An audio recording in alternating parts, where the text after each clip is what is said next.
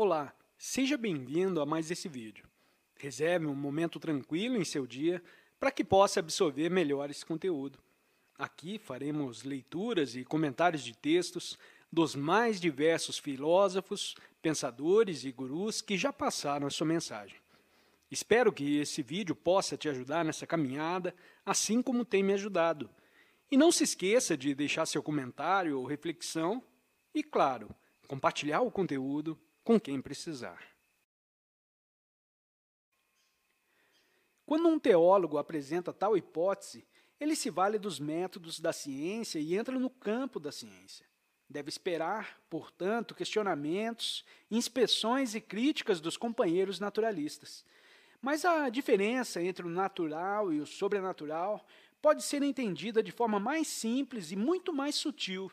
Se a natureza é a província da ciência, podemos dizer que a natureza é este mundo conforme nomeado, medido e classificado.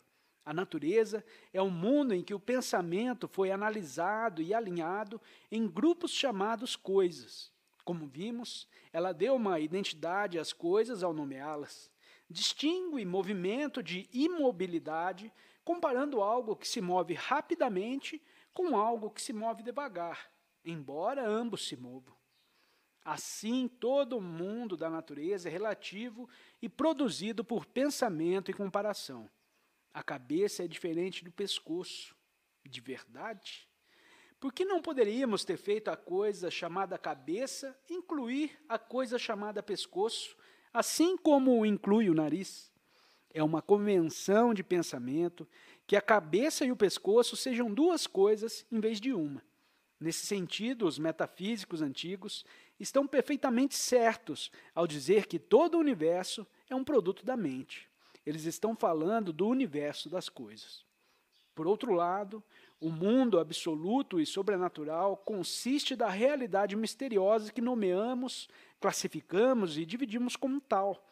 Não é produto da mente, mas não há como definir ou descrever o que seja. A todo momento estamos conscientes dele, mas ele é nossa consciência.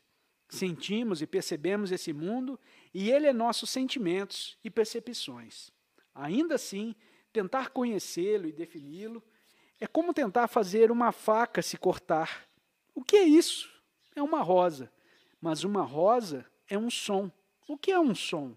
Um som é o impacto de ondas de ar no tímpano. Então, uma rosa é o impacto das ondas de ar no tímpano?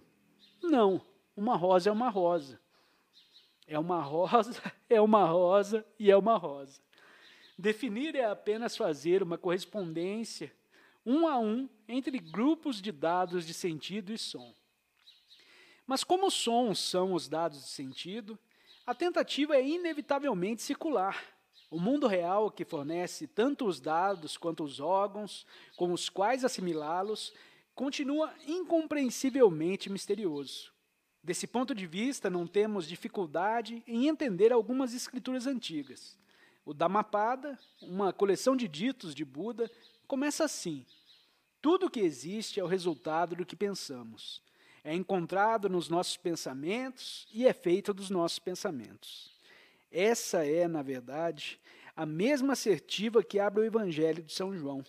No princípio era o Verbo, e o Verbo estava com Deus. E o Verbo era Deus.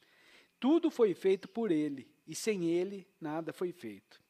Através dos pensamentos ou palavras mentais, distinguimos ou fazemos coisas. Sem pensamentos, não há coisas, apenas realidade indefinida.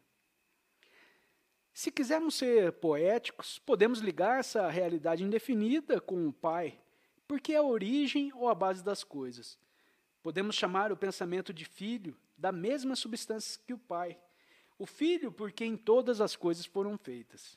O Filho que precisa ser crucificado para que vejamos o Pai.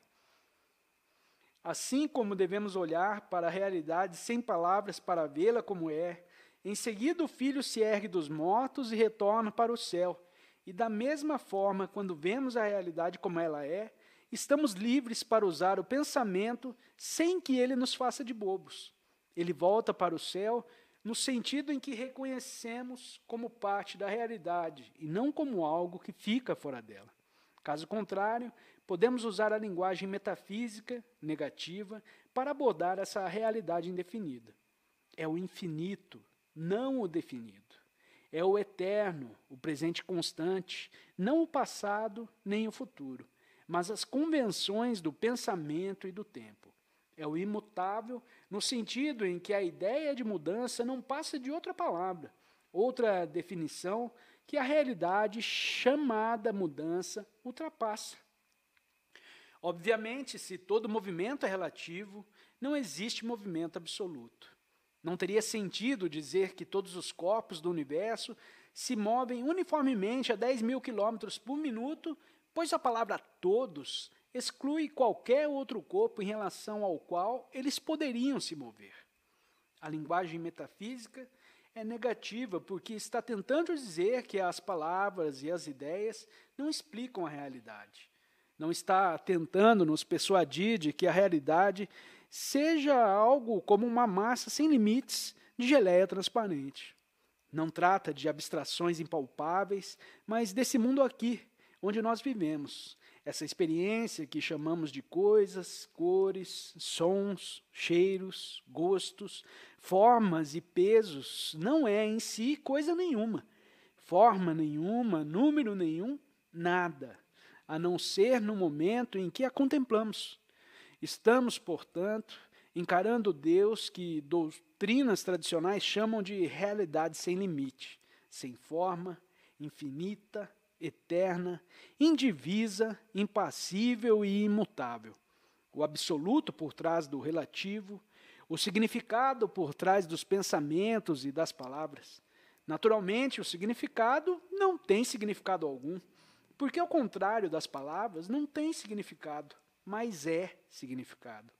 Por si só, uma árvore não tem significado, mas é o significado da palavra árvore. É fácil ver que esse tipo de linguagem, seja em forma religiosa ou metafísica, pode levar a todo tipo de mal-entendido. Pois quando a mente está dividida e o eu quer ir embora da experiência presente, toda noção de mundo sobrenatural se torna seu esconderijo secreto.